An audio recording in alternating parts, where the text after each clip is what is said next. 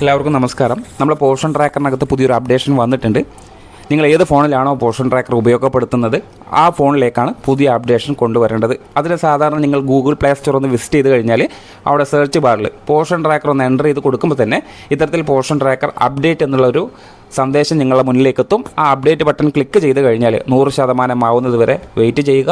അതിനുശേഷം നിങ്ങളെ portion tracker open ചെയ്യാൻ ശ്രമിക്കുന്ന സമയം ലോഗിൻ ആയിരിക്കും. അതൊന്ന് ലോഗ് ഔട്ട് ചെയ്ത് ലോഗിൻ ചെയ്യുന്ന സമയം ഫ്രണ്ട് പേജിൽ തന്നെ അല്ലെങ്കിൽ അതിൻ്റെ തുടക്ക ഭാഗങ്ങളിൽ തന്നെ ഇത്തരത്തിൽ 25.2.9 എന്ന പുതിയ വേർഷൻ നമ്പർ കാണാൻ സാധിക്കും. അതായത് 25.2.9 വന്നു എന്നുള്ളത് നിങ്ങൾ ഉറപ്പാക്കണം.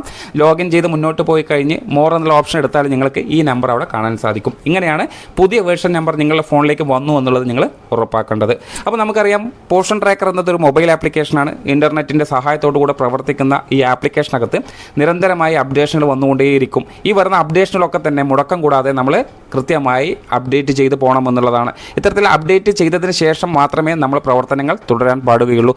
അല്ലാതെ ചെയ്യുന്ന ഒരു ആക്ടിവിറ്റികളും പോർഷൻ ട്രാക്കറിലൂടെ നമ്മൾ ഡാഷ്ബോർഡിലേക്കും അതേപോലെ തന്നെ സൂപ്പർവൈസറുടെ ആപ്പിലേക്കൊന്നും കയറിപ്പോവില്ല. ആ സാഹചര്യമാണ് നമ്മളെ ഏറ്റവും ബുദ്ധിമുട്ടുണ്ടാക്കുക. നമ്മൾ എത്ര പണിയെടുത്താലും പോർഷൻ ട്രാക്കറിൽ എത്ര വരവ് കാണിച്ചാലും ഇതൊന്നും റിഫ്ലക്റ്റ് ആവാത്ത സാഹചര്യം വരും എന്നുള്ളതാണ് ഈ അപ്ഡേഷൻ ചെയ്യാതിരുന്നാലുള്ള പ്രശ്നം.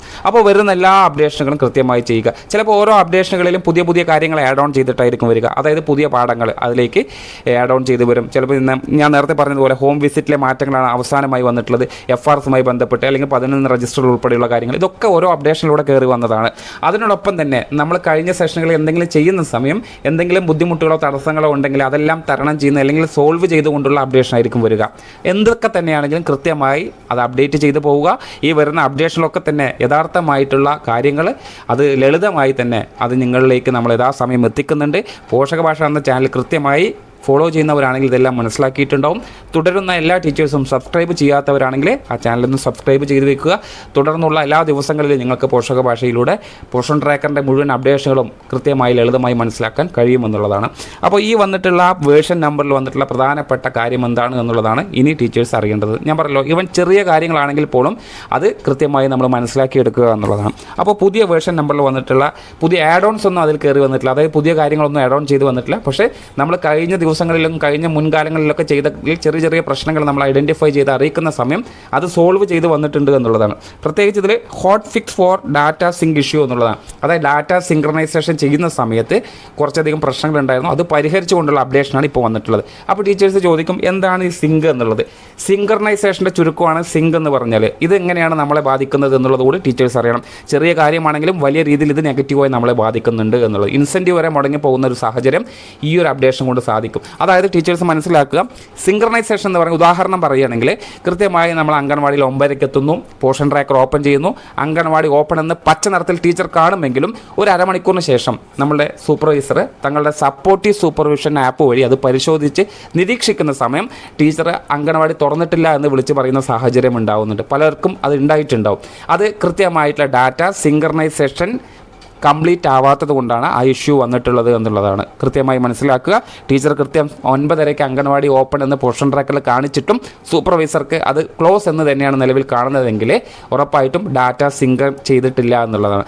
അത്തരത്തിൽ ഡാറ്റ സിങ്ക്രണൈസേഷൻ ചെയ്യണമെന്നുണ്ടെങ്കിൽ ഇൻ്റർനെറ്റ് സംവിധാനം ഉറപ്പാക്കണം. അത്തരത്തിൽ ഇൻ്റർനെറ്റ് ഉറപ്പാക്കിയിട്ടും സിങ്ക് ആവാത്തതായിരുന്നു നമ്മളെ പ്രശ്നം. അതായിരുന്നു ടെക്നിക്കൽ ടീം കണ്ടുപിടിച്ച പ്രശ്നം. അത് സോൾവ് ചെയ്തിട്ടുണ്ട് എന്നുള്ളതാണ്. ഇത്തരത്തിൽ സോൾവ് ചെയ്യാതെ പോയിട്ടുള്ള പ്രശ്നങ്ങളാണെങ്കിൽ അല്ലെങ്കിൽ ഡാറ്റ സിങ്ക് ആവാത്ത പ്രശ്നമാണെങ്കിൽ എന്തായിരിക്കും? ഏപ്രിൽ മാസം ആയതുകൊണ്ട് തന്നെ 21 ദിവസം നമ്മൾക്ക് വർക്കിംഗ് ഡേ ഉണ്ടെങ്കിലും അതിൽ ഒരു ദിവസം ടീച്ചർക്ക് അംഗൻവാടി തുറന്നതായി ടീച്ചർ കാണുന്നുണ്ട്. പക്ഷേ സിങ്ക്രണൈസേഷൻ ആയിട്ടില്ലെങ്കിൽ അത് ഡാഷ്ബോർഡിലേക്കും സൂപ്പർവൈസറുടെ ആപ്പിലേക്കും അത് കയറിയിട്ടില്ല എന്നുണ്ടെങ്കിൽ അത് ഇൻസെൻറ്റീവിനെ തന്നെ ബാധിക്കും. എങ്ങനെ ബാധിക്കും? 21 ദിവസമുള്ള മാസങ്ങളിൽ ടീച്ചർ ഒരു ദിവസം അത് അംഗൻവാടി തുറന്നില്ല എന്നുള്ളതായിരിക്കും അവിടെ കാണുക. അതായത് ടീച്ചർ ചെയ്ത ആക്ടിവിറ്റി സിങ്ക് ആകാത്തത് കൊണ്ട് തന്നെ അത് റിഫ്ലക്റ്റ് ആയില്ല. അതുകൊണ്ട് ഒരു ദിവസം അവിടെ മുടങ്ങിപ്പോയി. സ്വാഭാവികമായിട്ട് 20 ദിവസം മാത്രമേ തുറന്നതായിട്ട് റിപ്പോർട്ട് വരികയുള്ളൂ. അതുകൊണ്ട് തന്നെ ആ മാസത്തെ ഇൻസെൻറ്റീവ് അർഹതാ പട്ടികയിൽ അംഗൻവാടി 20 ദിവസമായിട്ട് വരും. അന്ന് ഇൻസെൻറ്റീവ് ടീച്ചർക്ക് വരാത്ത സാഹചര്യം നിസാരം ഒരു സിങ്ക്രണൈസേഷൻ്റെ കാരണം കൊണ്ട് നമുക്ക് സംഭവിക്കുന്നത് വലിയ കാര്യങ്ങളായിട്ട് മാറും. അപ്പോൾ ഈ കാര്യങ്ങളൊക്കെ കൃത്യമായി മനസ്സിലാക്കി യഥാസമയം തന്നെ വരുന്ന അപ്ഡേഷനുകളൊക്കെ മനസ്സിലാക്കി ക്ലിയർ ചെയ്ത് പോവുക എന്നുള്ളത് മാത്രമേ നിങ്ങളെ അറിയിക്കാനുള്ളൂ. പല ടീച്ചേഴ്സും ഇപ്പോൾ സ്ട്രൈക്കാണ്, പല കാര്യങ്ങളും പറയുന്നുണ്ട്.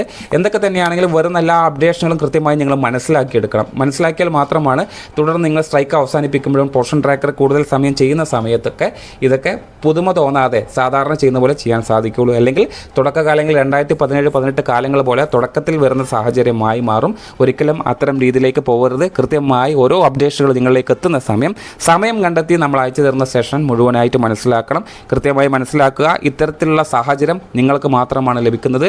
അത് പരമാവധി പ്രയോജനപ്പെടുത്തുക. Thank you.